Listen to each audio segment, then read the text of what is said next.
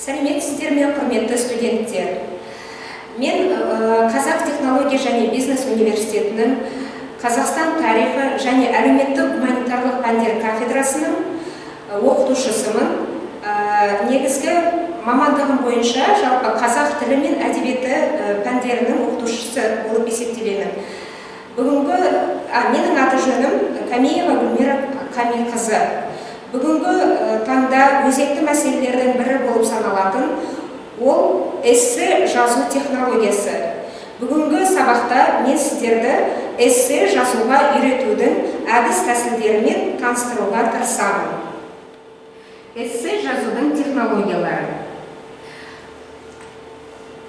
Эссе бұл жазбаша жұмыс болғанымен басқа жанр түрлерінен басқа жазбаша жұмыстағы жанр түрлерінен оның ұқсастығы және ерекшелігі бар. Эссенің түрлері төмендегідей. Эссенің бірнеше түрі бар, оған біз кейінірек тоқтала өтеміз. Жалпы эссе дегеніміз не? Эссе француз тілінен алғанда тәжірибе деген мағынаны білдіреді, ал латын тілінен алғанда құрау деген мағынаны білдіреді. Эссе дегеніміз ол философиялық, әдеби, тарихи, публицистикалық, әлеуметтанулық, саяси және тағы басқа саладағы ғылыми емес автордың жеке көзқарасын білдіретін прозалық мәтін болып есептеледі. Жалпы қазіргі кездегі жазып жүрген эссенің мақсаты өз ойын жазбаша түрде жеткізу және өз бетімен шығармашылық ойларын дамыту болып есептеледі. Жалпы өзекті мәселелердің барлығына егер түпкі терең тамырына тоқталатын болсақ, жаңадан шығып жатқан дүниелердің барлығы жалпы ертеден бастау алған деп есептеуімізге болады. Себебі міне өздеріңіздің алдарыңызда ұсынылып отырған слайдта осы жанр ретінде эссені енгізген 1580 жылы Мишель Монтень. Ал эссе сөзін бірінші рет қолданып осы жанрда 1597 жылы Фрэнсис Бэкон кітаптарын жазып шығарады. Қазіргі кезде жазылып жүрген эссенің жазылу мақсатына қарай ол екіге бөлінеді. Біріншісі ол субъективті. Бұл жерде негізгі мақсаты авторды жан-жақты ашу және таныту. Екінші түрі ол объективті. Объективті эссенің негізгі мақсаты белгілі бір ғылыми тақырып бойынша автордың көзқарасын ашу және таныту. Қолданылуына қарай эссенің мынадай түрлері бар. Әдеби жанрда, білімді бақылау әдісі ретінде батыс елдерінде көбінесе жоғарғы оқу орындарына түсуге талап етіледі. Жалпы эссенің осы мақсатта жазылатын эссенің жалпы көлемі 500 сөз, 1-2 беттен кейде 20 бетке дейін енді талабы бойынша жазылатын эссенің осындай түрлері бар. Егер де эссенің жалпы көлемі 500 сөз болса, бұл жерде кәдімгі пропорция қолдануымыз керек. Егер эссенің жалпы көлемі қайталап айтқанда 500 сөз болатын болса, бұның кіріспе бөлімінде 50 сөз алу ұсынылады. Ал қорытынды бөлімінде 2 есе жоғары, яғни 100 сөз ұсынылады. Ал енді 500-ден жаңағы 150-ді алатын болсақ, 350 сөз қалса, яғни 350 сөз эссенің негізгі бөлімінде қолданылуы керек. Эссе жазу барысында қатаң сақталынатын талаптар. Ол бірінші жеке көзқарастың көрінісі болу керек. Екінші фактілі дәлелдер, яғни аргументтер болу керек. Теориялық тұрғыдан негіздеме болу керек. Міндетті түрде эссенің құрамында терминдер қолданылуы керек, цитаталар болу керек. Сонымен қатар әртүрлі көзқарастарды мысалға алынуы керек, логикалық заңдылық сақталыну керек, салыстыру және қорытындылау әдістерін қолдану керек, міндетті түрде сауаттылық, яғни пунктуациялық тұрғыда, орфографиялық тұрғыда қате жібермеуіміз керек. Сонымен қатар эссе жазу барысында қолданылған ғылыми еңбектерге сілтеме де жасалынуы керек. Эссенің құрылымы төмендегідей: бірінші кіріспе бөлімі, негізгі бөлім, қорытынды, тақырыптың өзектілігі, қорытындының жазылу тәртібі міндетті түрде сақталынуы қажет. Жазылу құрылымы, яғни жаңа жоғарыда атап кеткендей, кіріспе тақырыптың негізгі мәні мен негіздемесі тезис түрінде көрсетіледі. Екінші, тақырыпты дамыту, тақырыпқа сәйкес бар біліміңізбен теория, факты, идея, ақпарат, параллельдеу, аналогия, ассоциация, теңеу, сұрақтар қою, тағы басқалары қолданылып, соны біз дәлелдеуіміз қажет. Яғни аргументация. Мысалы, аргумент түсіндіру, мысал, факт, байланыстырушы сөйлемдер. Екінші, аргумент түсіндіру, мысал, байланыстырушы сөйлемдер. Үшінші, қорытынды бөлімінде жалпылау мен аргументтеріңіздің логикалық қорытындысы. 90 сөздің, яғни тобықтай түйіні. Эссе жазу барысында көбінесе жиі кездесетін қателіктер. Бірінші, проблема ашылмайды. Екінші, автордың жеке позициясы көрінбейді. Үшінші, теоретикалық негіздемесі жоқ болады. Төртінші, терминдерді орынсыз, сауатсыз қолдану. Бесінші, тым қарапайым өмірдің мысалдары көп. Алтыншы, ауызекі сөздер, диалект, сленг, жаргон сөздер қолданылуы. Жетінші, келтірілген мысалдар автор позициясына қарама қайшы келуі. Сегізінші, қорытындылау, түйін шығару деген жоқ. Тоғызыншы, логикалық тұрғыда байланыстың болмауы, яғни логиканың болмауы. Жалпы эссе барысында эсседе ой дұрыс, не бұрыс деген ұғым болмайды. Себебі онда сіз өзіңіздің пікіріңізбен бөлісе аласыз. Алайда ойды жеткізуде көптеген қателіктерден абай болу керек. Алдымен плагиат атты ұғымның эссе жазудағы мәнін түсінген жөн. Бұл плагиат туралы толығырақ мына жерде көрсетілген сайттан қарауларыңызға болады. Осы материалды көшіріп басқан кезде Массагет KZ сайтына гиперсілтеме міндетті түрде қойылуы тиіс. Авторлық құқықты сақтаңыздар. Эссе жазу барысында міндетті түрде авторлық құқықты сақтауымыз қажет. Эссенің түрлері. Шетелдік авторлардың кітаптарында кез келген автор эссе жазу үшін алдына 15 түрлі мақсат қоятыны туралы айтылады. Академиялық ортада пайдаланылатын эссенің 4 түрі. Ол біріншісі сипаттау, орысша айтқанда описательный, екінші аргументтік, аргументирование, үшінші аналитикалық, аналитический, сендіру және төртінші түрі ол убеждающий. Аргументтік эссенің ерекше белгілері. Аргумент жинақталған болуы керек. Аргумент толық бекітілген болуы тиіс. Сонымен қатар қолжетімді дәлел болуы керек. Аргументтің қарсы аргументі болуы тиіс. Қарсы аргумент ретінде шешімді келтіру керек. Басқалай жағдайда аргумент әлсіздеу болады. Автор көшпелі фразаларды пайдалана білуі қажет. Бұл фразалар негізгі идеяның келіскенділігі мен айырмаларынан хабардар етеді. Ең соңында мықты қорытынды қажет. Эссе жазу кезеңдері. Бірінші, проблеманы анықтауымыз қажет. Одан кейін сол проблема бойынша ойлануымыз қажет. Одан кейін жоспарлауымыз қажет. Жазамыз. Ең соңында міндетті түрде тексеру керек. яғни проблема анықталады, ойландық, жоспарладық, жаздық және эссені тексердік. Эссе жазуға жалпы қалай дайындалу керек? Эссе жазуға кіріспес бұрын ең алдымен мына сұрақтарға жауап беру керек сияқты. Эссе тақырыбы берілгеннен кейін мынандай сұрақты қоюымыз керек. Мен неге және не үшін жазып отырмын?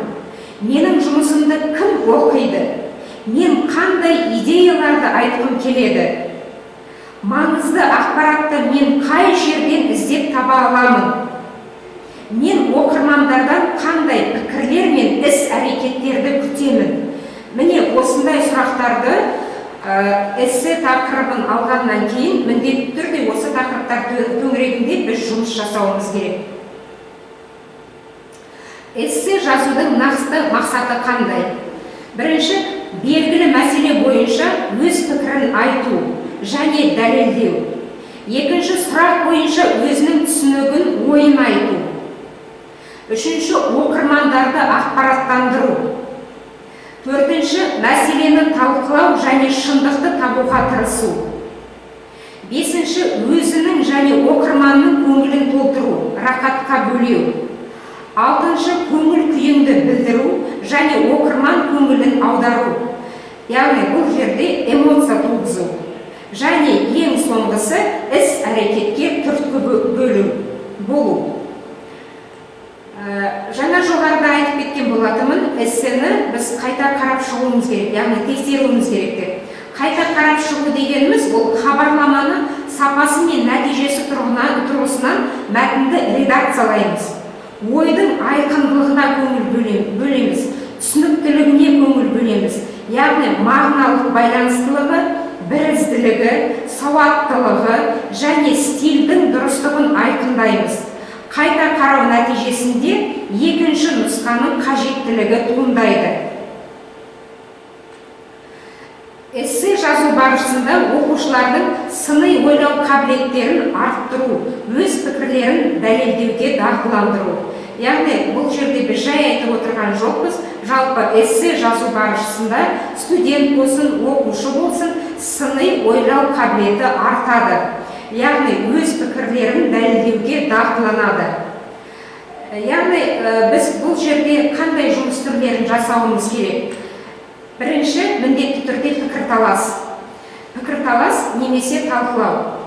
Эссенің мақсаты қандай да бір мәселе бойынша екі түрлі көзқарасты талқылау. Эсседе осы көзқарастар бойынша ақпараттар мен пікірлерді ұсыну қажет. Мәселені өзіңіз қолдайтын ұстаным тұрғысынан ұсынасыз, тезис келтіресіз.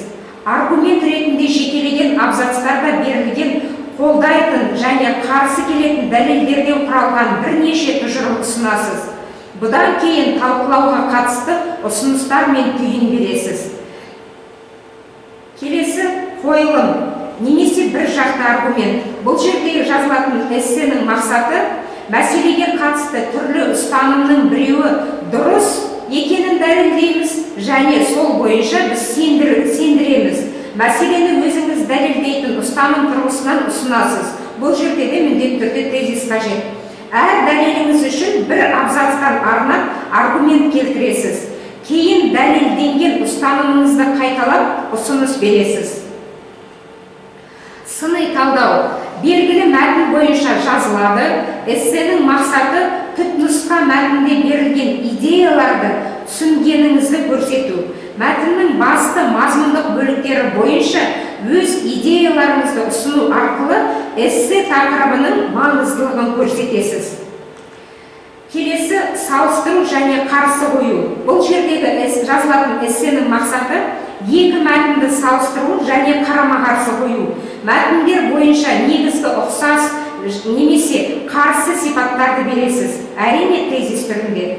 Бұл жерде ескеретін мәселе мәтін мазмұнын айтып беру қажет емес. Ұқсастығы мен айырмашылығы неде екенін жазыңыз. Ұқсастықты немесе айырмашылықты көрсететін қарағанда, салыстырғанда, сияқты және тағы басқа тілдік оралымдарды қолданамыз. Эссе жазуға қойылатын талаптарды жоғарыда да айтып кеткен болатынмын.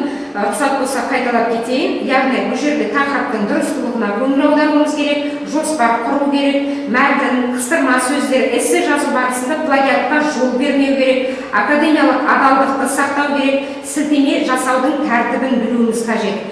Бұл жердегі ескеретін мәселе ол дәйек сөз бен цитата. Дәйек сөз ол түпнұсқадан сөзбе-сөз алынған үзінді. Яғни бұл жерде дәйек сөз келтірілгендіктен бұл жерде міндетті түрде сілтеме болу керек. Плагиат дегеніміз біріншіден бұл өзге адамның идеялары мен сөздерін алып өзіндік ретінде ұсыну. Дерек сөзге сілтеме жасамай, өзгенің идеясын пайдалану. Бұл авторлық құқықтар туралы заңнама талаптарына сай заң алдында жауапқа тартылады. Екінші қателікке сіз өзгенің сөзін тырнақшаға алып авторын көрсетіп, бірақ дерек көздің сипаттамасын анық бермеген немесе ондай мәліметті мүлде көрсетпеген жағдайда ұсынасыз. Сырт қарағанда ешкімді алдап отырған жоқсыз, негізінде тиісті талаптарды өрескел бұзып отырсыз. Үшінші қателік те кең таралған. Сілтеме тиісті түрде ресімделген, бірақ келтірілген дәйек сөзіңіз тым көлемді, беттің жазып отырған қағазымыздың, парағымыздың жартысын алады, тіпті кейде бір бетке дейін кетеді. Мысалы, кейбір жұмыстарды зерттеуші атап көрсеткендей, автордың ойынша деп басталатын сөйлемнен кейін тырнақшаға алынған сол автордың бір бет мәтіні келтіріледі. Бұл дәйек сөз келтіру нормасын бұзғандық болып саналады. Төртінші қателік дәйек сөзді дәл бермеумен байланысты. Дәйек сөз соңғы үтір нүктесіне дейін дәл берілуі тиіс. Егер автор сөзді көрсетпей немесе қою әріппен берсе, сіз де дәл солай қайталануыңыз қажет. Қазіргі грамматикалық немесе стилистикалық нормаларға сай келмейтін ескі материалдармен жұмыс жасасаңыз да дерек көзді өзгертпей бергеніңіз жөн.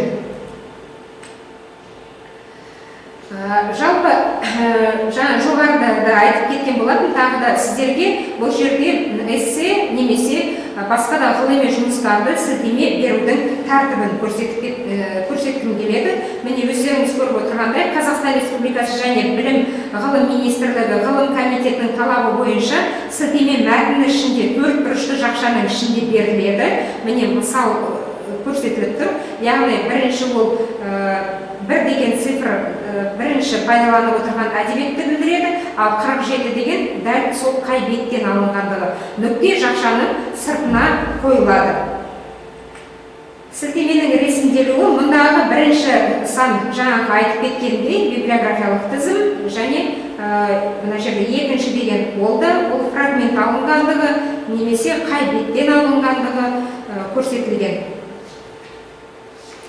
Шетелдік, яғни соның ішіндегі америкалық, европалық стандарт бойынша мәтін ішіндегі сілтемелер автордың тегі және басылым шыққан мысалы ол міне мынандай болып көрсетіледі. Яғни тік жақшаның ішіне Остин үтір қойылып және қай жылы шыққандығы сосын жақша жабылады да, ал библиографиялық тізім әліпби тәртібі бойынша ресімделеді. Енді сіздермен практикалық сабақ тапсырмаларына көңіл аударамыз. Сіздерге ұсынып отырған тақырыбым не себепті адамдар шындыққа салынады. Бұл қазіргі кездегі өзекті тақырыптың бірі болып есептеледі.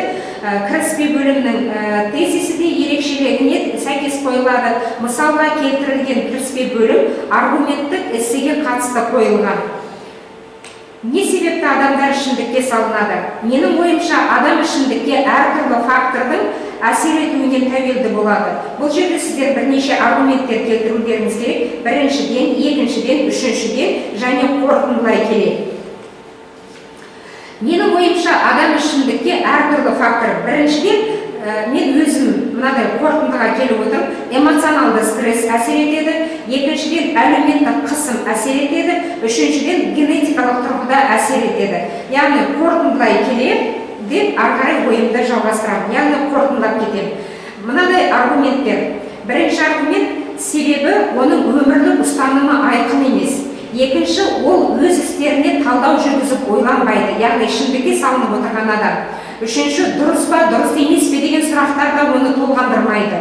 Төртінші, өз ісіне есеп бере алмағандықтан өзгелерді де бағалай алмайды. Және бесінші, қорытындылаушы сөйлем ретінде мен мындай айтар едім. Сондықтан әлсіз адамдар ішімдікке салынады. Сіздерге мынандай тақырыптарды ұсынғым келеді. Берілген эссе тақырыптарына тезис және аргументтер жазып келіңіздер. Одан кейін менің почтама саласыздар. Бірінші тапсырма мынадай: жастар өміріне әлеуметтік желі қалай әсер етеді? Екінші, Қазақстандағы қоршаған орта мәселесіне қандай проблемаларды жатқызуға болады? Үшінші, эмиграцияның қай түрі әлемдік қатынастарға жағымсыз әсер етеді? Қазақстанда туризмнің дамымауының себептері неде? Яғни, бұл жерде сіздер бірнеше себептер келтіруіңіз керек. Және бесінші сұрақ: Қазақстан жастары әлемдік бәсекеге қабілетті ме? Міне осындай эссе тақырыптарын сіздерге ұсынамын. Осы тақырыптар бойынша жоғарыда айтылып кеткен тапсырмаларды орындай отырып, өздеріңіз таңдаған тақырып бойынша тезис және аргумент жазып беріңіздер. Назарларыңызға рахмет.